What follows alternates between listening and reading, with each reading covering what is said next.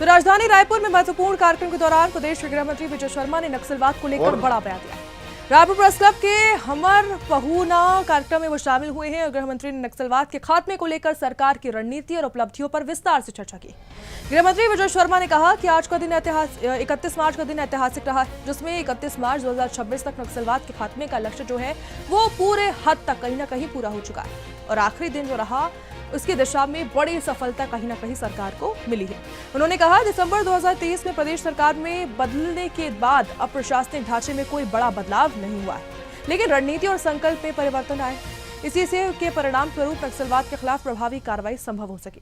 गृह मंत्री ने जानकारी दी है कि एक उच्च स्तरीय बैठक में सामने आया है कि देश में होने वाली नक्सली गतिविधियों से लगभग 70% कैडर छत्तीसगढ़ से जुड़े हुए हैं। इसके बाद केंद्र और राज्य सरकार ने मिलकर समग्र रणनीति तैयार की और 31 मार्च 2026 को नक्सलवाद के खात्मे का दिन चुना।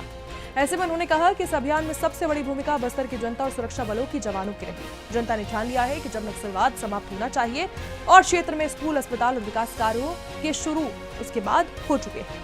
ऐसे में उन्होंने क्या कुछ कहा वो भी आपको सुनाते हैं। लोग हैं, ये लोग उस फॉर्मेट में नहीं है, उस फॉर्मेशन में नहीं, और उसी को हम इम्प्लीमेंट करते थे, लेकिन तब तक कोई एक भी ऐसा नहीं था कि इतने लोग एक साथ कोई इक्का दुक्का कभी कभार कोई आ जाते थे, वही होता, बल्क में पुनर्वास नहीं होता। अक्टूबर 2025 में जो जिसमें सीसी मेंबर सतीश और अन्य लोग साथ आए, रुपेश करके जो है, अन्य लोग साथ आए, 210 लोगों ने पुनर्वास किया और उस पुनर्वास के बाद पूरी श्रृंखला चल पड़ी।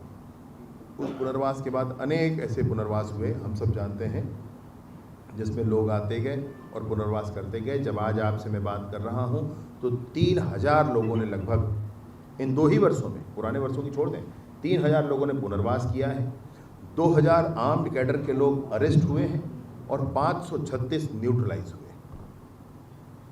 आज नक्सल संगठन का 99% समाप्त हो गया है। कुछ हमारे कांकेर में नॉर्थ एरिया में कुछ शेष रह गए हैं, नाम पता सबका मालूम है, कौन है ये मालूम है, अभी कहाँ है ये, बस इतनी परेशानी, लेकिन कौन है ये मैपिंग है पूरी। और कुछ दक्षिण में कुछ लोग हैं, ये लोग उस फॉर्मेट में नहीं है, उस फॉर्मेशन में नहीं है जिसमें ये घटनाएं किया करते हैं।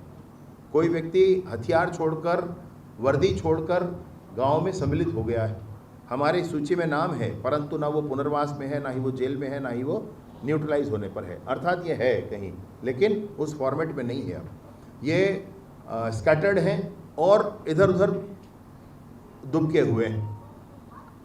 अभी भी रास्ता स्पष्ट है, अभी भी कोई चाहता है तो उसमें से आकर के पुनर्वास करे, अभी भी सरकार को इसमें कोई दिक्कत नहीं है, परंतु अब वो उस फॉर्मेशन पर नहीं है जिसमें वो घटनाएं कर सकें। इसलिए तकनीकी तौर पर मैं आपसे स्पष्टता से कहना चाहता हूं। हाँ, एक और इसमें पॉइंट है कि छत्तीसगढ़ के कुछ लोग हैं जो DKSZC लेवल पर भी हैं और वो तेलंगाना में सक्रिय हैं, तो उसको हमने काउंट नहीं किया। वो तेलंगाना में सक्रिय है, तेलंगाना उस पर बात करेगा, वो छत्तीसगढ़ में नहीं। छत्तीसगढ़ की पेरिफेरी में, छत्तीसगढ़ की बाउंड्री में अब कोई भी DKSZC लेवल का भी नहीं है, उससे नीचे लेवल का भी नहीं है। मैं जो संख्या आपसे कह रहा हूँ ये कम, ये अधिक से। तो सुदर्शन छत्तीसगढ़ आप देख रहे थे, ऐसी खबरों के लिए देखते रहिए सुदर्शन छत्तीसगढ़।